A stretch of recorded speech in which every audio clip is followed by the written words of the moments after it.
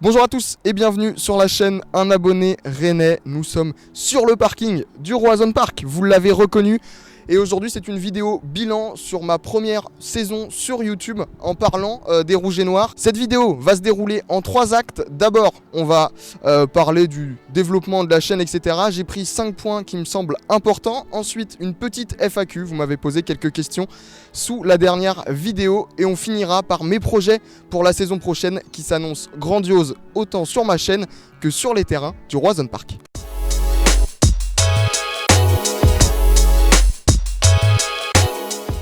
Comme je vous l'ai dit, on est ici dans le bar de Gisèle. À ma place, des grands noms se sont assis. Petr Sech, Luis Fernandez ou même plus récemment un certain Eduardo Camavinga. C'est donc magnifique d'être ici entouré d'une déco 100% rennaise pour donc vous parler et vous faire mon bilan sur ma chaîne YouTube après à peu près 1 an d'existence. Cette chaîne à la base je l'ai créée pour mettre mes résumés que je faisais pour Radio Laser, une radio basée à Guichen qui retransmet dans tout le canton d'Ille-et-Vilaine. Donc à la base j'ai fait cette chaîne juste pour ça et vous pouvez voir mes premiers résumés, je ne mets aucune image du stade, je mets une image fixe, par exemple Rennes PSG qui est ma première vidéo où je mets juste mon commentaire et un interview à la fin. Cette chaîne elle s'est rapidement développée, mais pour revenir un peu sur son histoire, j'ai pris 5 points que je trouve importants et on va en parler ensemble. Premier point que je trouve important, c'est forcément le début de la chaîne, la mise en ligne du résumé Stade Rennais PSG, une vidéo que j'avais mise en ligne le 19 août 2019, voilà c'est ça.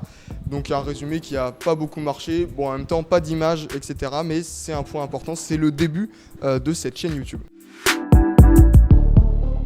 Le second point important, c'est la première vidéo que je dirais un peu plus travaillée, celle sur Metehan Güçlü, une vidéo que j'ai sortie fin septembre, si je ne dis pas de bêtises.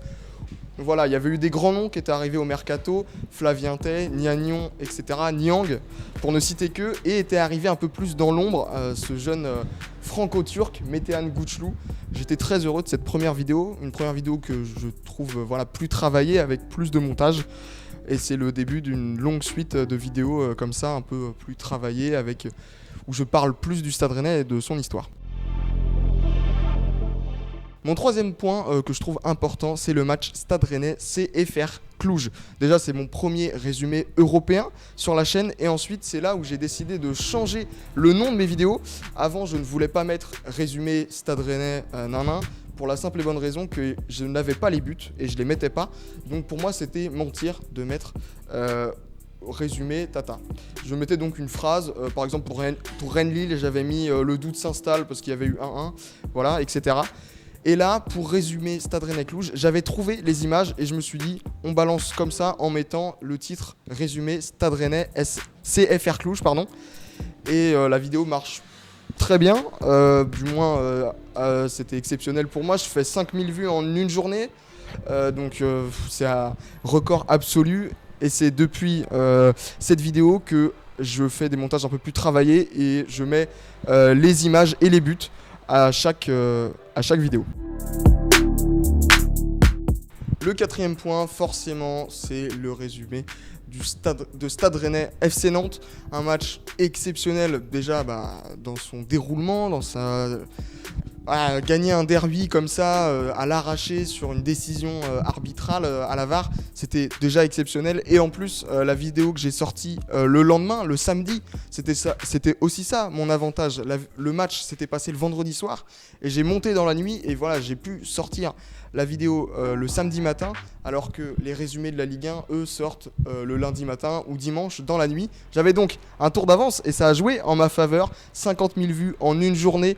Un exploit pour moi que je n'ai pas encore réussi à refaire. Et en plus, dans cette vidéo, beaucoup de gens m'ont découvert et ont découvert la chaîne. Donc c'était une vidéo très très bénéfique. Pour un dernier petit bilan après ces stats, actuellement, à l'heure où je tourne, on est environ 2200 abonnés et je compte 277 000 vues en tout cumulé. On va passer à la partie un peu plus FAQ de cette vidéo. Je vous ai demandé sous la vidéo où je parle du prix Marc-Vivien Foé, de me poser quelques questions et c'est maintenant que j'y réponds.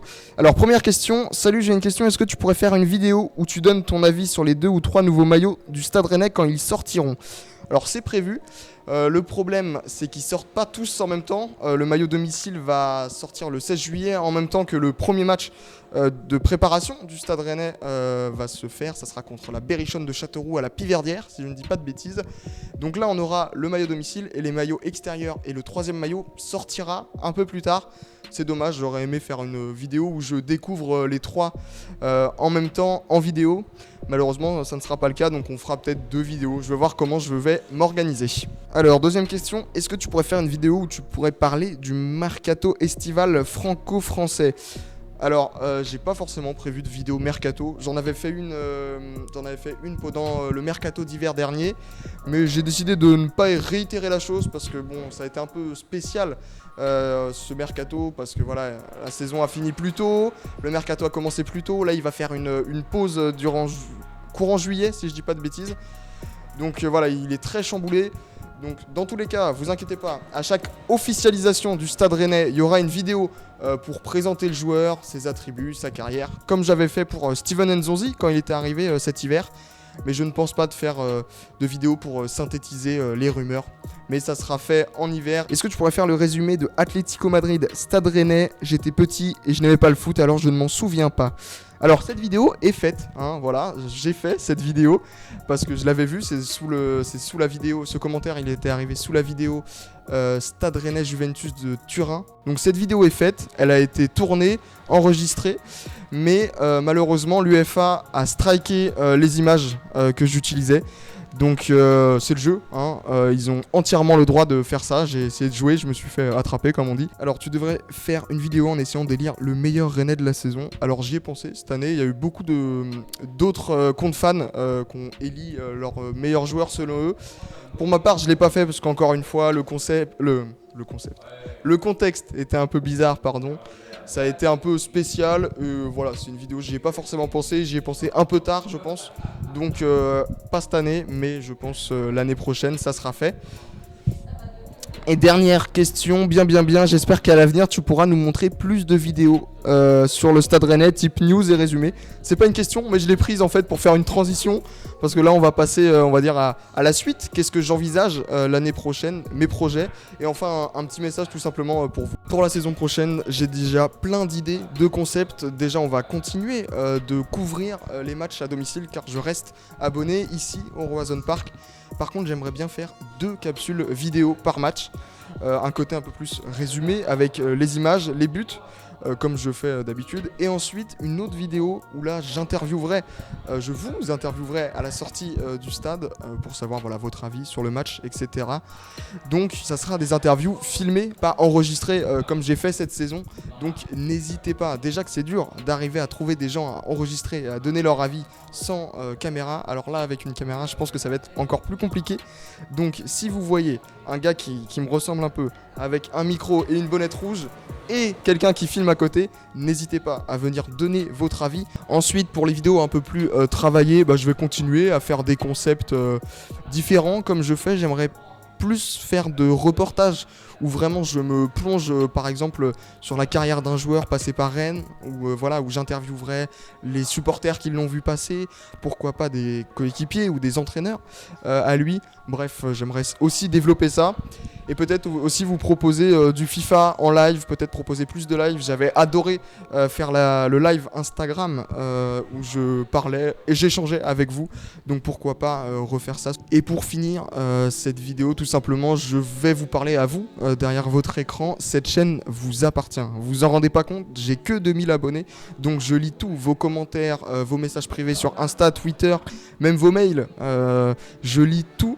Donc n'hésitez pas, si vous avez des concepts, une collection de maillots à me présenter, dites-le moi, envoyez-moi un mail, mon contact pro est en description de chaque vidéo. Cette chaîne vous appartient, je vous écoute, vous me donnez des conseils, je les fais. Donc faut vraiment que vous en profitiez à fond et qu'on avance ensemble dans une super aventure que je vais continuer la saison prochaine. Je suis très heureux de diriger cette chaîne. Et ben voilà, c'en est fini pour ce premier bilan. J'espère qu'il vous a plu. Je remercie encore Gisèle de nous avoir accueillis dans ce bar magnifique. Bonne fin de journée à tous et on se retrouve très vite sur la chaîne Un abonné rennais.